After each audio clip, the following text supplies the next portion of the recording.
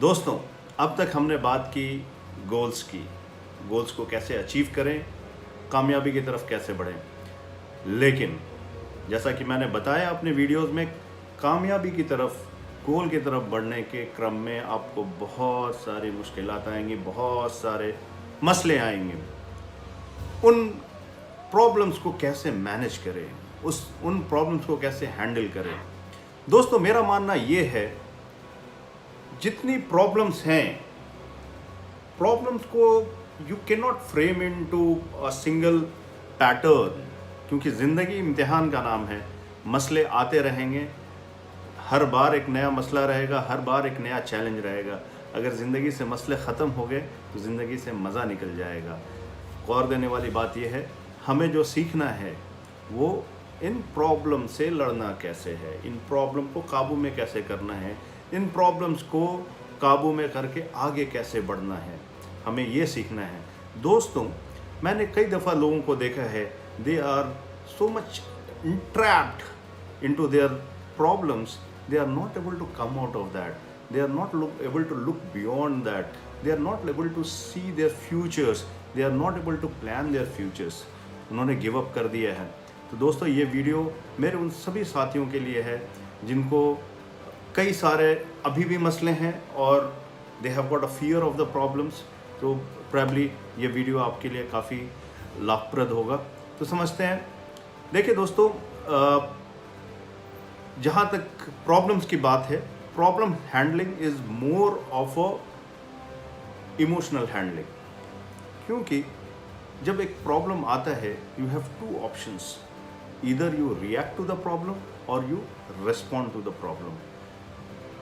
Reactions and response, ये दो तरीके हैं प्रॉब्लम को आंसर करने के। If you start reacting to the problems, means you will end up damaging yourself. If you start responding to the problems, you will overcome the problem. आप problem को overcome कर लेंगे। अब ये जो रिएक्शन और रिस्पॉन्स जहाँ से आता है, ये क्या है, ये कैसे आता है और ये क्यों आता है? ये अगेन आपके इमोशन का चैनलाइजेशन है, आपके इमोशंस का चैनलाइजेशन है। जब आप रिएक्ट करते हैं, यानी कि आपके निगेटिव इमोशंस ने प्रेसिडेंस ले लिया है आपके पॉजिटिव इमोशंस पे। जब आप रिस्पॉन्ड करते हैं, मीन्स आपके ऊपर आपके पॉजिटिव इमोशंस पे अच्छा कंट्रोल है। You are emotionally balanced, you are emotionally strong and you can respond to the situation instead of reacting to the situation. You need not to react to the situation, you need to respond to the situation. So problem handling, problem management is more of a emotion management. आप अपने emotions को कैसे manage करें, ये समझना होगा दोस्तों। जब मैं इमोशंस की बात, जैसे मैंने बताया, एक पॉजिटिव इमोशंस हैं, निगेटिव इमोशंस हैं, दोनों के प्रोज एंड कॉन्स हैं। अगर एक मैं पॉजिटिव इमोशंस की बात करूं तो कई दफ़ा ये अच्छे भी होते हैं, कई दफ़ा ये आपको नुकसान भी पहुंचाते हैं। अगर नेगेटिव इमोशंस की बात करें तो इससे आपका ज़्यादा नुकसान है। कैसे? पॉजिटिव इमोशंस में क्या है? खुशी, हर्ष, एक्साइटमेंट, एंथुसियाज्म, एनर्जी, ये सारे पॉजिटिव इमोशन के एट्रीब्यूट्स हैं। लेकिन जब ये पॉजिटिव इमोशंस आपके कंट्रोल के बाहर जाते हैं, तब आपको नुकसान होता है। Over commitment, promises, taking decision out of excitements, announcing something out of excitements, sharing your personal things, being more open, not having control on the content that you need to share to the outside world, ये सारे positive emotions के negative aspects हैं। अब positive emotion के positive aspect क्या हैं? आपका आपके इमोशंस पे कंट्रोल है, आपका आपके एक्साइटमेंट पे कंट्रोल है, आपका आपके इंथुजियाज्म पे कंट्रोल है, आपका आपके ओपननेस पे कंट्रोल है। निगेटिव इमोशंस की बात करें तो निगेटिव इमोशंस क्या हैं? यूजुअली जो निगेटिव इमोशंस में दो एस्पेक्ट्स आते हैं, या तो लोगों में देखा गया है, एक दो मेजर निगेटिव इमोशंस के जो फैक्टर्स हैं, या तो फियर होता है या तो एंगर होता है, या तो भय रहता है या गुस्सा रहता है। ये निगेटिव इमोशंस के दो बड़े एट्रीब्यूट्स हैं। बाकी सारे इमोशंस इनके इर्द गिर्द घूमते हैं। तो समझना पड़ेगा कि हम ये दो जो बड़े नेगेटिव इमोशंस हैं, एक गुस्सा और एक डर, इसको मैनेज कैसे करें, इसको चैनलाइज कैसे करें, इसको कंट्रोल कैसे करें। दोस्तों ये समझना पड़ेगा कि हमें गुस्सा कब आता है यूजुअली, या फिर हमें डर कब लगता है। एक सिचुएशन जिसको हम कंट्रोल कर सकते हैं, और अगर किसी वजह से वहाँ पे किसी से गलती हुई है तो फिर हमारा एक डोमिनेंस पैदा होता है गुस्से के सेंस में। डर कब होता है? कोई एक चीज जहां पे आपका डोमिनेंस नहीं है, which is beyond your control, and you have a fear that ये चीज आपको नुकसान पहुंचा सकती है, तो वहां से आपको डर इवॉल्व होना शुरू होता है। यहाँ पे फियर आती है, एंग्जाइटी आता है, वरी आती है, एक्सेसिव थिंकिंग आती है। Both the things are manageable. कोशिश करें जब आपके अंदर एक गुस्से का एलिमेंट जनरेट हो रहा है, you need to train your brain in such a way, whenever you'll have an instance of anger, you'll have to control it. कैसे? एक जलती आग में पानी कैसा डालते हैं तो आग बुझ जाती है, वैसे ही आपके दिलो दिमाग में अगर आग है, you'll have to trigger a thought, you need to shower water on your anger element. सबसे बेहतर उपाय मैं कहता हूँ, जैसा कि हमारे बुजुर्गों ने भी बताया है, जब कभी गुस्सा है पानी पी लिया करो। बाज़ मौक़ों पे जिनके मेडिकल कंडीशंस होते हैं, जिनके गुस्से पे कंट्रोल नहीं होता है, they will have to get into a constant practice of anger management. You will have to trigger a thought. आपको ये बात हमेशा जहन में डालनी पड़ेगी, जब भी आपको गुस्सा आ रहा है, you need to control it, you need to shower water on your anger, you need to shower water on your anger. With the constant practice you might be able to overcome it, और आप sure कर लेंगे। जहाँ तक डर की बात है, डर का एक बड़ा ब्रॉडर पर्सपेक्टिव है, इसको मैनेज करना एक आर्ट है। You can not overcome it in 1 or 2 or 3 days, लेकिन मैं कुछ ऐसे आपको टिप्स बता रहा हूँ, शायद आपको it will help you in order to manage your fear factors. Usually जो भय होता है, भय या तो भय 3 फेजेस में हो सकता है, या तो आपको एक पास्ट का एक बुरा एक्सपीरियंस है, वो एक भय है, आपको करंट किसी सिचुएशन को मैनेज करना है उसका भय है, या फिर आपको एक फ्यूचर की इनसिक्योरिटी है उसका भय है। इन तीनों चीज़ों को अलग अलग तरीके से मैनेज किया जा सकता है। Usually the fear is nothing but false evidences appearing real. अगर आपको फ्यूचर का भय है, you have not seen the situation, आपने उस वक्त को देखा नहीं है, पहचाना नहीं है, you have not encountered that.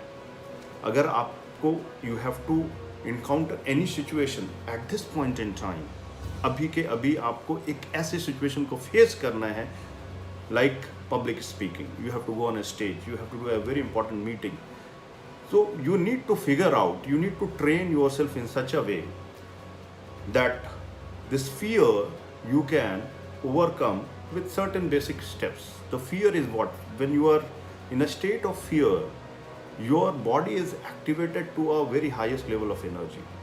The common mistake that people do, they try to suppress that energy, which cannot be done. The best way is to move the energy level from fear zone, from anxiety zone to the excitement zone.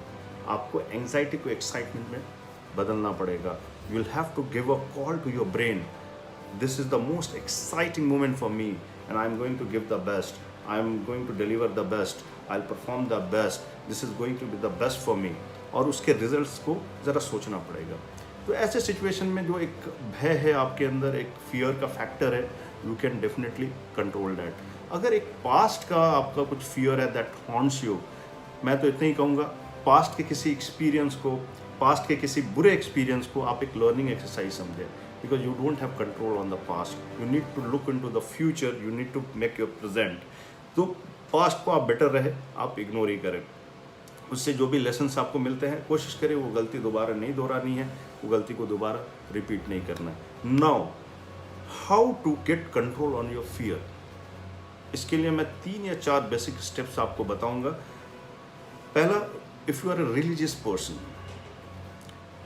और आप पूजा पाठ, नमाज और ऐसी सारी activities में हैं, तो आपके लिए मेडिटेशन और to connect with the God is the best option to develop a sense of security. If you are able to develop a sense of security, वो आपके फियर को बहुत मिटिगेट कर देता है। यूजुअली लोग जो प्रार्थना करते हैं, नमाज पढ़ते हैं, दुआएं मांगते हैं, उसमें क्या होता है, उनको एक सेंस ऑफ सिक्योरिटी डेवलप हो जाती है। Yes, there is someone to take care of us, there is someone to take care of all of us. So पहला स्टेज जो फियर का हुआ, वहाँ पे आपको फियर को कंट्रोल करना है, फियर से एंग्जाइटी जोन से एक्साइटमेंट जोन में जाना है। लेकिन एक कांस्टेंट वरी आ रही है, कांस्टेंट वरी जो आपको कंटिन्यूसली परेशान कर रही है और excessive thoughts produce over here. There is a web of thoughts. You need to cut off from the rest of the world. Means you need to meditate, you need to pray, you need to settle the dust that is going inside the mind. Once the dust is settled, you have a thought clarity, you have a sense clarity. You can feel, you can think, you can decide, and you get to know like the thing which is fearing you the most, that is actually not real. Again, I say the false evidence is appearing real. Now, the other thing, whatever things you have settled down, now this is time to flush it out. The other good thing is the yoga. Do the breathing practices. You can flush out all the toxins, all the negative emotions, and you can inhale the positive vibes, you can inhale the hopes, you can inhale the positivity, and that's how you can build up your emotions, the positive emotions. My friends, it is not something which you can develop in a day. आप एक दिन में इसको नहीं develop कर पाएंगे, ये एक constant practice डिमांड करता है। Go for the recitation, in our language we say zikr, आप जाप, इससे क्या होता है, आपका कंसंट्रेशन डेवलप होता है और ये आपको इनर स्टेबिलिटी देती है, inner stability, and that's how that gives you the strength back.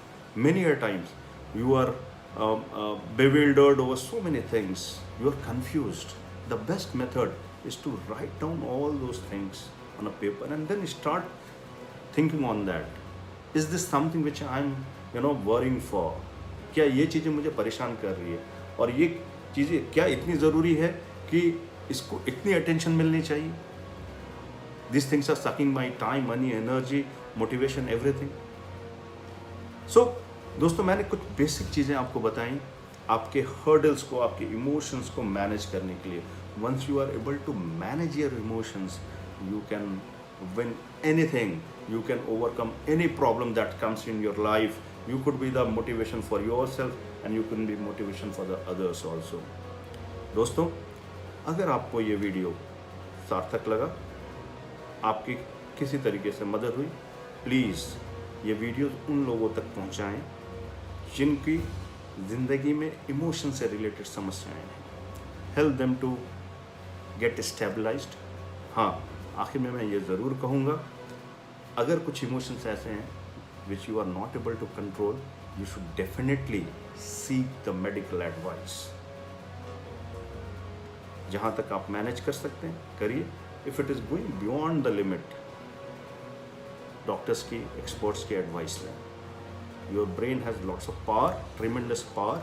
Start training your brain, it will give you the results.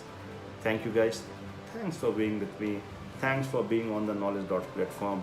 We'll meet again with a very valuable, very useful, very innovative videos again. Thank you, good day.